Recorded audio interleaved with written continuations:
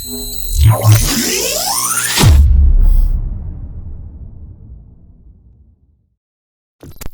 guys, it's Ethan from Zimmer Labs, and this is a Rudy Pando crystal chamber.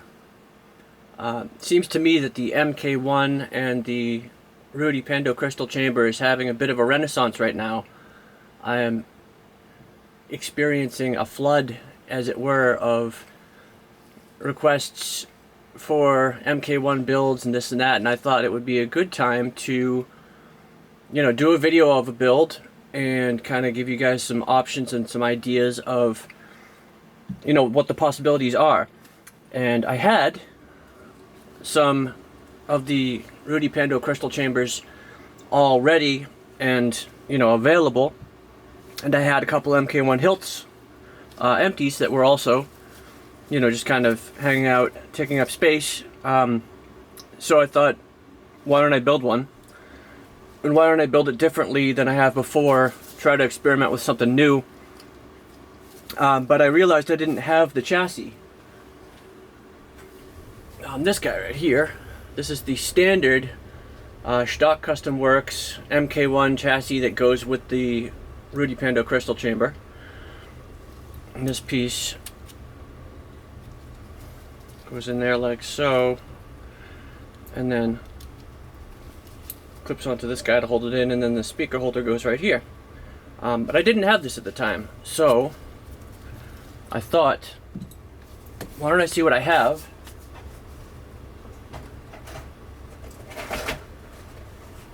I'll take out my box of chassis parts and pieces and whatnot, and lo and behold, I found that I had a few of these. This is actually also a stock Custom Works design. This is a Dooku chassis. It's very, very simple, as you can tell. It's basically just an 18650 battery and then a spot for the sound card, and then the end that is exposed when you remove the pommel, where the USB and SD card access would be. But this guy, is very similar in size and in shape to this guy. So I thought, you know what? Maybe it'll work. Why not give it a try? And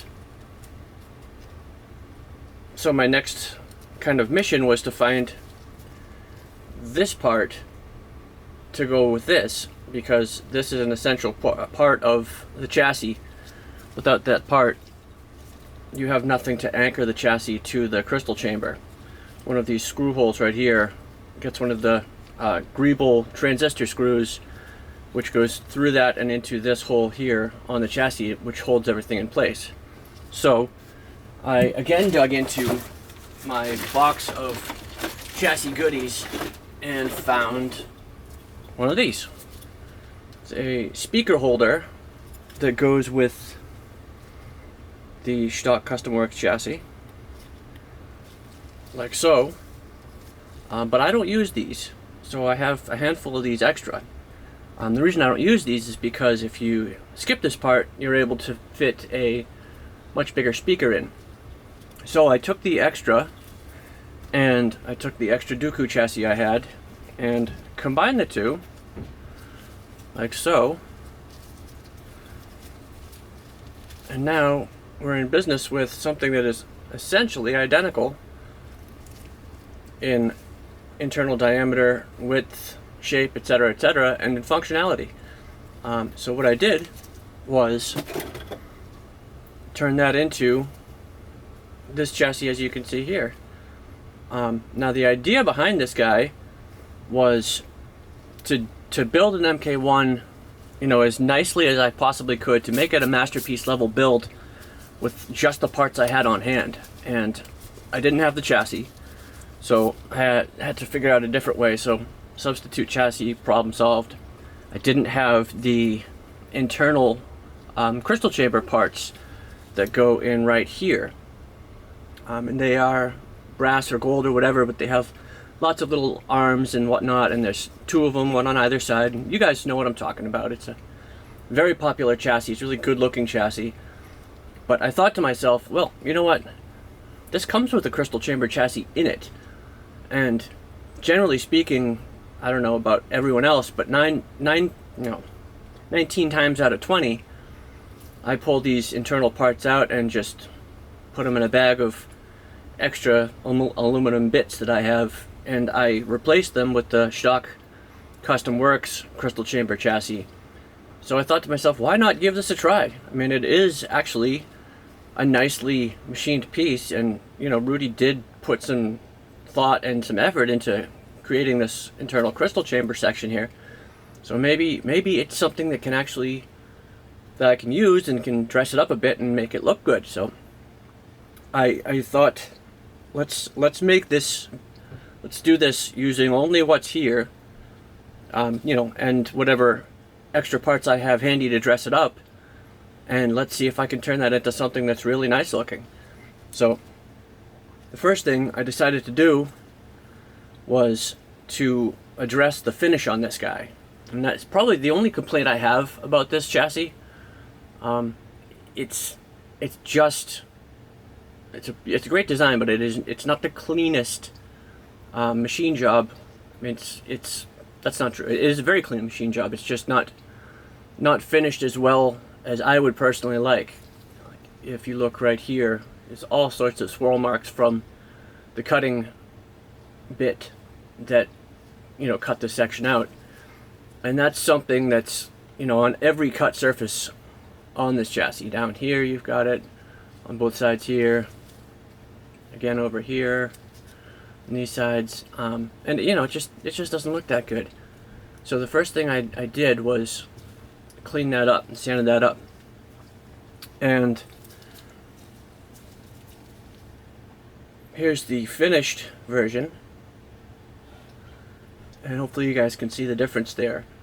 But it occurred to me that the whole thing, if you clean this crystal chamber up, top to bottom, I just used a file, a very fine diamond file, and then some 320 and some 600 sandpaper, just to clean the whole thing up and give it a nice finished look.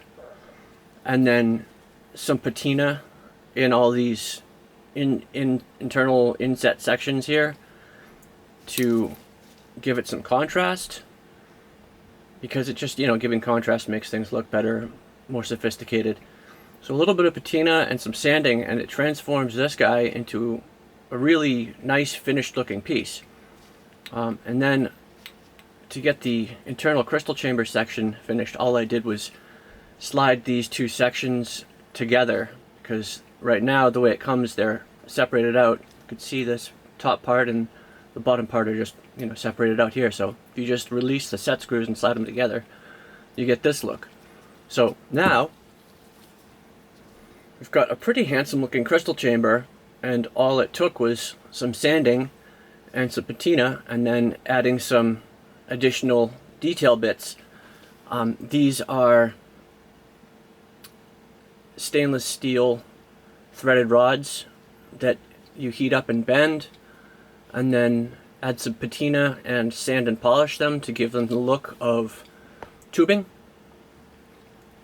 They look like little tiny miniature flexible tubing sections. And then on the back side, I removed one of these brass threaded rods, because, not threaded, sorry, brass pipes, because you only really need one.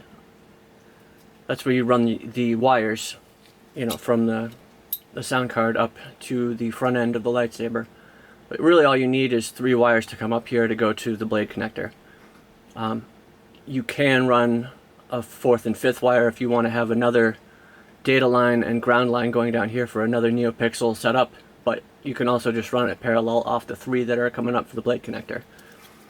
So I took one of these brass pipes out, I ran all my wires up through this guy, and then I just did this brass pipe section here, again doing some custom bending to create this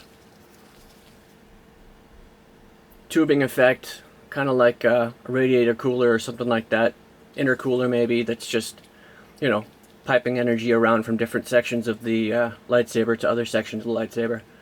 And at the end of the day, the effect, I think, is really good. I think it looks nice.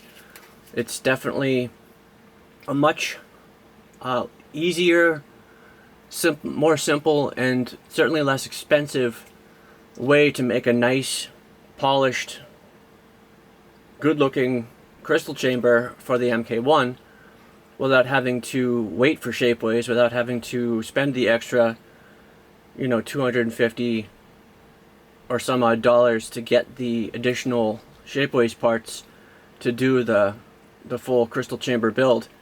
And like I said, this is basically the first time I've ever used these parts, but I'm really happy with how it came out.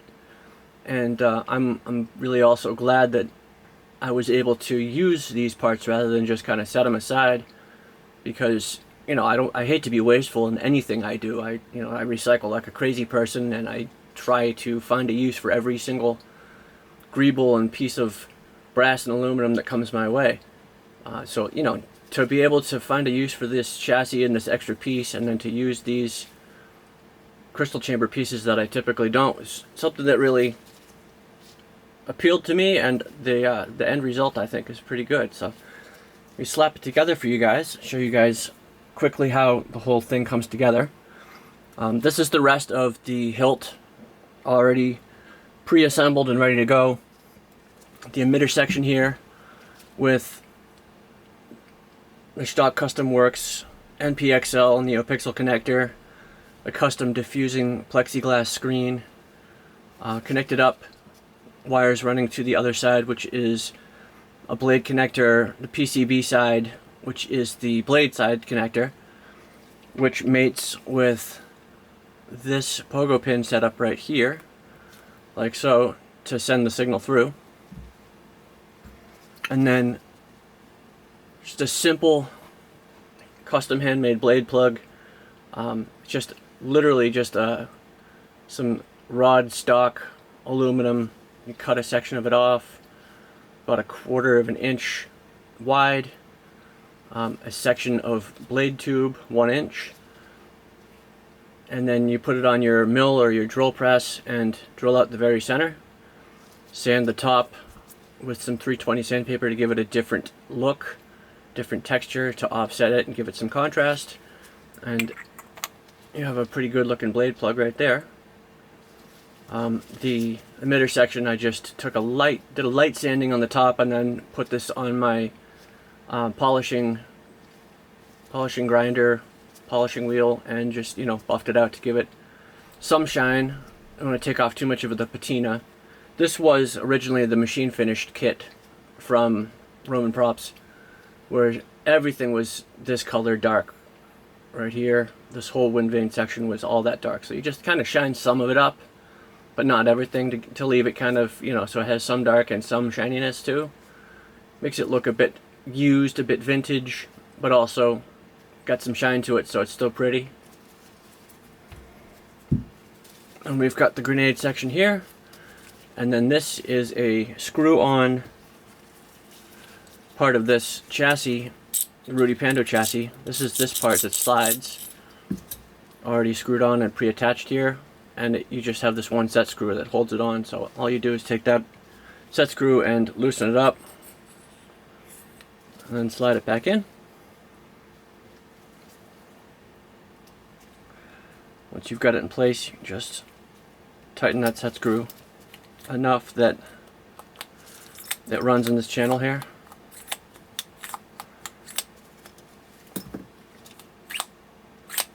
When it's closed like that, so you guys can see the pogo pins. God, I want to say neopixels when I'm talking about pogo pins. So these pogo pins are hanging out right at the top, right where the emitter section is going to screw in, so that connector is going to mate right up with that. But before we do that, I'm going to slide it up and open it, and then I'm going to put a spring in. This is just a toilet bowl, toilet paper holder rod spring. So, you know, the springy thing that goes in the toilet paper holders. If you pop that open, you'll find a spring like this in there. Actually, let me show you what it really looks like.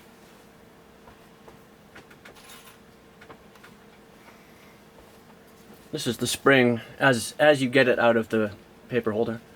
This is the spring as you want it to look when you're going to use it. If you're not doing a pogo pin connector up here, then you can just leave the spring alone like that, because there's plenty of room for this spring in there. But if you're doing a pogo pin style connector up here, then this spring has to be shortened and widened, and you basically just take it like so and just kind of twist it out to loosen it up. And you know, once you twist it and bend it enough, you can change the shape and reform it so that it is just, you know, wider and more stretched out. And you have to have it the appropriate width so that it will slide in here like so, but wide enough that it will go around the pogo pin holder. Otherwise it'll get in the way and it won't seat right. So you just gotta bend it up so that it is the appropriate width to sit nice and snugly inside of this grenade section. Hopefully you guys can see that. Then you simply screw on the emitter section up here.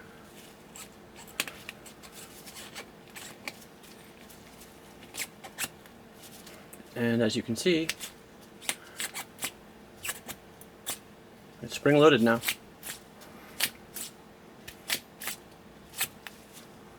And that's the whole top front end. So the next part is, I'll remove this transistor. This is what's holding the chassis in place. I mentioned that before, I think. So now the chassis is a bit loose, but we'll put that back in. Just going to put the clamp section on. So the clamp section slides on over the back end, and what I like to do, actually before we even get here, what I like to do with this crystal chamber, with the Rudy Pando setup here, is add some additional set screws and drill and thread some additional holes, because this guy is 2 pieces and there's only this one very small set screw that holds it together. That's it. Just this little tiny screw holds these 2 pieces together, and while it is sufficient, it seems to me that over time, you know, with use and or abuse, that one screw is probably not going to be enough to make this as stable as you'd like it to be, especially given that this is a heavy hilt and all of the strain of of this weight is on that one screw holding it to the back end of the saber. So what I like to do is add a second hole on the other side, and I extend that hole so that it goes all the way through. As of now, the way it comes, this screw just presses on this piece. It does not go through and into this piece. So I will also drill and tap and thread this section too, so that the screw is threaded into this piece and this piece to give it more strength, more stability, and then add a second one on the other side that goes all the way through as well. So now, as you guys can see, there's one here, and flip it around, there's another one there, and that screw goes all the way into this section as well. So this is going to be much stronger, much more reliable, and more likely to, you know, withstand use and abuse for many years to come. A third screw, you don't have to add, but I like to add a couple of flathead screws over here, and those are going to be visible through these 2 windows when I slide it on. So basically they're just there to dress it up. But if you tap and thread this underpiece right beneath this screw hole, then you can add this will be a third screw holding this section onto this section, giving it even more added strength. So if you do that, you drill that out and you screw that in, you get a third one, and then this screw is able to go all the way in so that you can have it set at the appropriate level so the clamp can slide over it. And then on the other side, I do the same, and these 2 holes are where the transistor greebles go, and this transistor greeble goes all the way through and all the way into the chassis to hold the chassis in place. On the other side, this flathead screw is doing the same thing, holding the chassis in place, and that's additional. That's not something that is standard, and it's not something you have to do, but again, more screws, more stability equals more better. So we do that, and then this guy, this hole is where the other transistor greeble is supposed to go, but if you don't drill and then tap and thread this undersection here for this hole, then this screw is only able to go in about one twist, like, you know, like so. And that means it's going to stick way out when you put this clamp on. The screw is going to be sticking up like, you know, way too far. It's not going to be sitting flush. So you either have to cut this screw way down so it's only got about a turn or a turn and a half of threads. So it's only going to screw in, you know, like that much. Or you can drill, tap, and thread this hole as well so that this transistor greeble can screw all the way into this guy, which is a fourth screw holding these two sections in place. Which, you know, that's how I like to do it, because like I said, the more secure, the more stable this section is, the better, because again, this is it's just the main connection between these two parts, and all the weight, especially if you have a blade in here, all the weight and all the pressure and leverage when you're swinging this guy around, or, you know, whatever, is on this connection right here. So the more stable you can make it, the better. And it really is something that I'm not sure why Rudy does it like that with just this one screw, but to me that's always kind of jumped out as a weak point of this design. And it's not a big deal. It doesn't really, it's not a setback, because it's very simple to just drill and tap and thread some extra holes. So it's not like a I wouldn't call it a negative for this design. I think this is a nice part. It's really nicely made. I'm really appreciative that Rudy does, you know, do runs and make these for us, because without these we'd be in rough shape. But I do like to add some additional structure and stability to it. So that is how you accomplish that. Now we're going to slide the clamp on right quick, and you just want to line it up so that these holes mate with these screws, and this section of female header pins lines up with the clamp, and then so that these holes over here, this can be a little bit of a tight squeeze at times.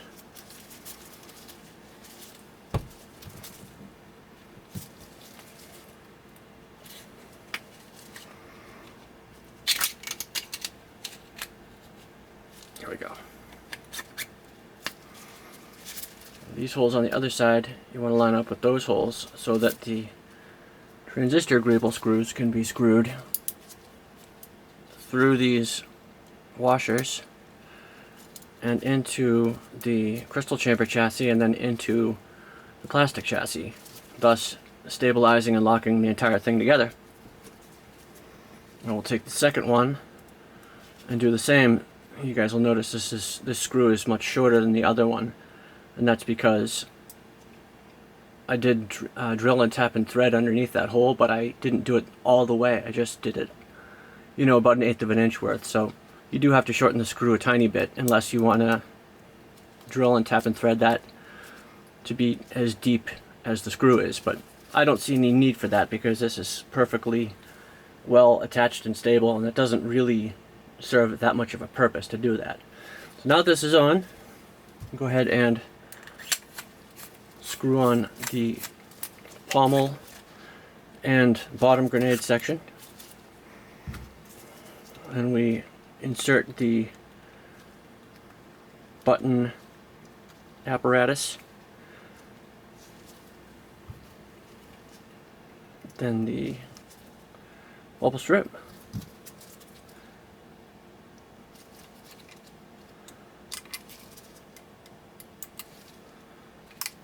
and you just want to test it. Make sure you can feel and hear the button action.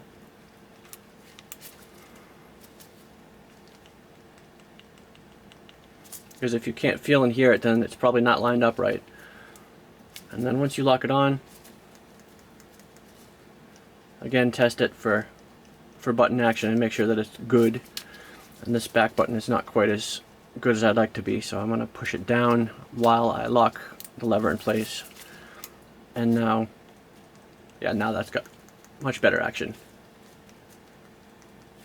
So now I know that's good. And if you want to stabilize this guy, you can add just a tiny bit of double-sided tape to either of the sides that runs along the channel here on the clamp, and that will keep this guy in place so it doesn't slide around. And then you can simply slap on the tail cap here, but I'm going to leave this off for the video. I'll go ahead and put the blade plug in, tighten the side set screw,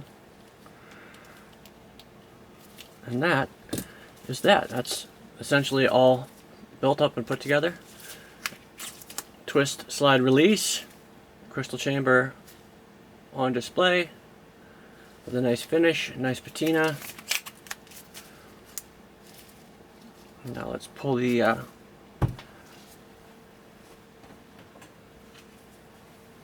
kill key out.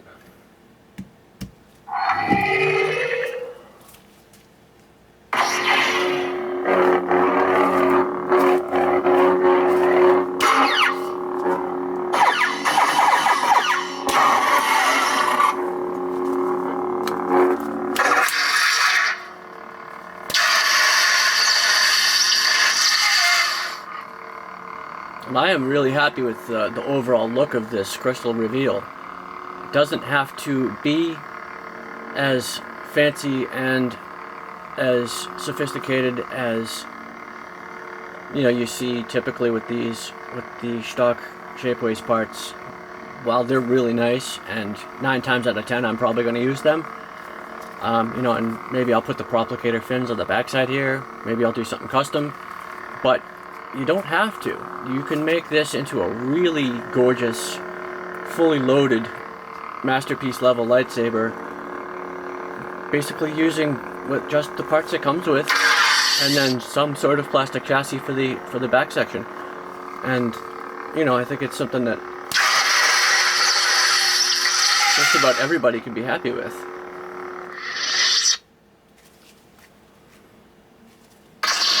Now the only thing of note, if you're going to do a pogo pin connector here for the emitter section and the grenade section, if you do that, this is going to, the blade and the blade plug is going to go out as soon as you open this section up, because the connection is immediately separated when you do. So that's something to keep in mind when deciding whether or not to do a connector system in here. Otherwise you can just run wires straight through, and that is actually what I usually do, but I wanted to make this one kind of as neat and clean as I possibly could, as disassemblable as I possibly could. So rather than having wires here, I just figured why not put a connector in there.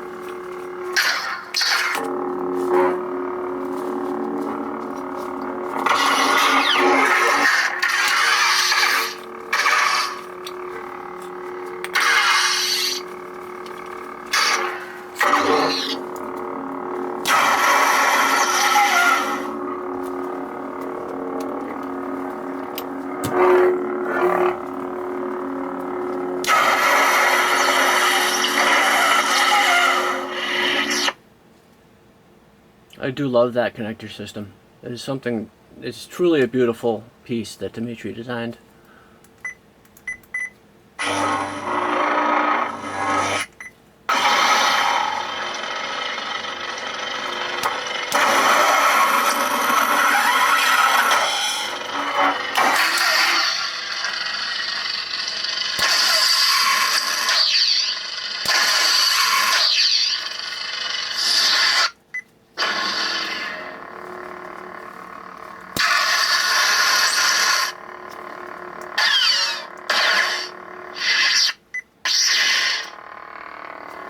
Looks really nice and green. And now the illumination for this section here is accomplished very simply by putting a neopixel on both sides. And like I said, you can either just tap in for the pixel that's on this side, you can tap into the blade for the lines for that, or you can run additional lines up and through down to the sound card if you want this to be different. And as you can see here, I did do a different set of data lines and ground lines, just so that I could make sure to have the crystal chamber doing something when the blade is turned off. Blade's on, obviously, crystal chamber is ignited, but when you shut the blade off, sometimes it's nice to have the crystal chamber continue to do something. You know, just having it off completely is fine, but it can also be a little bit simple. So just you know, a light pulse of whatever the blade color is, like so on and so forth. And obviously that requires a different data line. Now let's see what else to show you guys. The emitter, what I did with this guy, what I like to do with most of the MK1s that I do is to machine or hand cut the heatsink that holds this emitter onto the weather vane, the thin neck section here. Typically this has sidewalls coming off that centerpiece there. They go straight out this way, and what it was intended to be was a heatsink to hold an ultra bright LED. But since this is no longer holding an ultra bright LED, instead holding a neopixel connector, those sidewalls are unnecessary and just get in the way. You know, a 1-inch blade would have slid between those walls and the inside of the emitter to hold the blade in place. But with a 7/8 inch blade, you just simply can't work it without modifying it. So if you trim it down and then refinish the surface so it looks nice, and you can mount the blade connector directly to that, and you can then take a 7/8 inch blade and a 1-inch adapter, and it now fits just right, looks nice, and it gives you a nice firm connection because of the metal adapter, and the tolerance of the emitter is such a nice perfect fit, and because of the recessed nature of this blade connector, this adapter goes all the way down into the bottom and sits in between, thus allowing for a really nice, sure, tight fit. And you would just tighten this little set screw here to lock that guy on. Now the one other thing I really wanted to show you guys was the speaker setup. So let's take this off real quick one more time.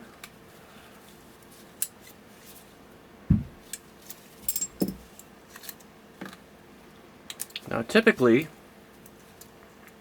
MK1 is set up to take an 18500 battery and a low profile thin 28mm speaker, but if you modify this Rudy Pando chassis here, you can put the speaker into this section here rather than into this section. Hopefully you guys can see that here. It's a flush mounted speaker right in there, and it's a nice big 28mm premium bass speaker. And even though this is an 18650 battery, there's still plenty of room for that speaker to do its thing and not make contact with the battery.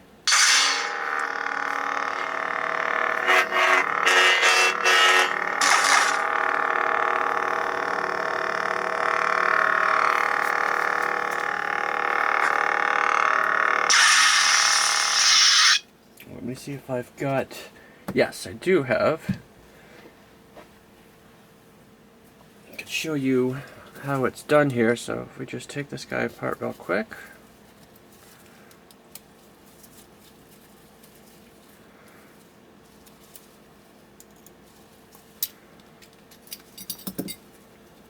Now typically the top of this guy wouldn't be milled like this, but that is how you go about doing it, and that's what you want it to look like in order to hold the larger 28mm premium bass speaker.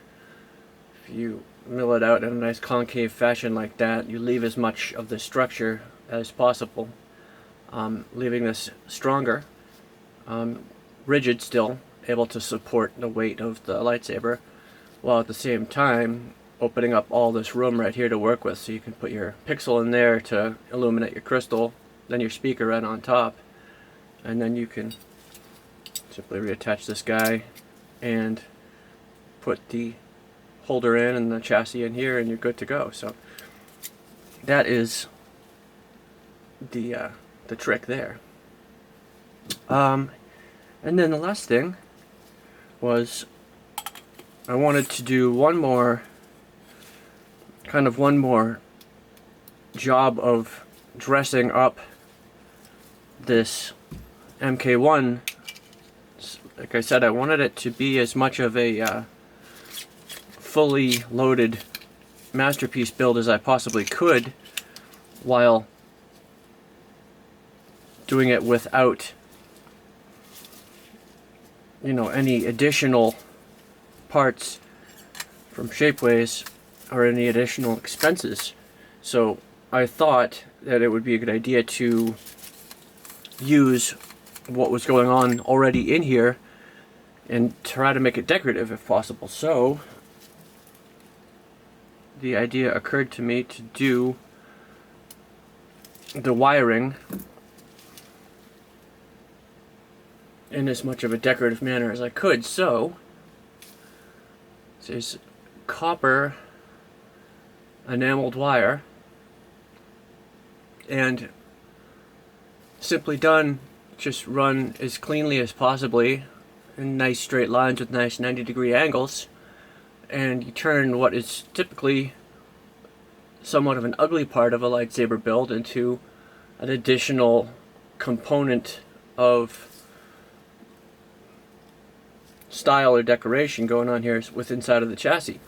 Certainly I think that looks really nice, and this is really a simple example of decorative wiring. It certainly, I could have gone a lot further and a lot more over the top with, you know, the nature of the design, but this lent itself to a nice simple 90-degree fan pattern where everything just goes up and branches out to one side, and that, you know, just gives it that one more element, one more touch of class, one more touch of decoration, one more component of detail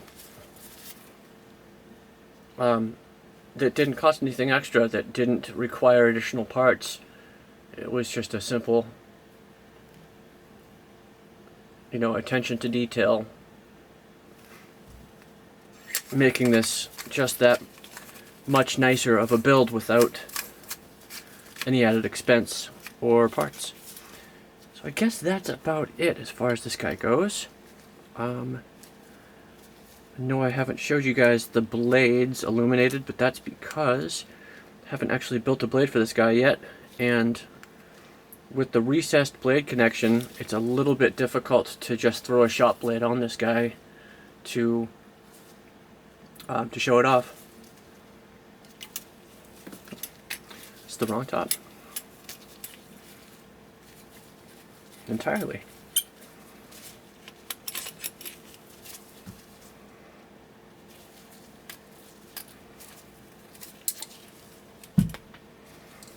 Silly me. That's how many MK1s I'm working on right now. I can't even keep track of them.